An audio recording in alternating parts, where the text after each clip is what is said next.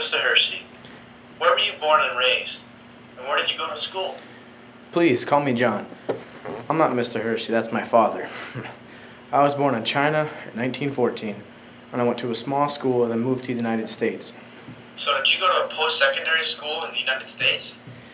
Of course, in the U.S., I went to Yale University. I then became a correspondent for Time magazine for some time. How close was this path to what you originally wanted to be? You mean to ask if I was doing what I wanted? Well, yes. Oh, you see, journalism was one of my passions, as well as writing any type of novel, really. It was capturing a story that really meant something to me, and it's still the way of life for me, to capture a moment or event and then share it with the world.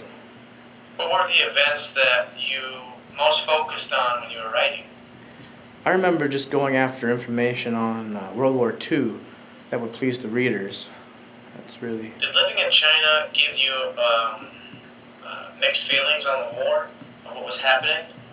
I would say I felt closer to those in Japan when they were, impacted with the atomic bombs. China wasn't really part of anything at that point, but the lifestyle was so similar to the Japanese lifestyles. And I'd been to so many other foreign countries, I felt bad for Japan. I felt like they're a family, like world family. Many innocent people died in This is what Hiroshima. inspired your book, Hiroshima, right? Yes, yeah, many people There's a died. lot to do with it. Many people were impacted, and that and the fact it was the second and third use and last use of the world's most terrible weapon ever created.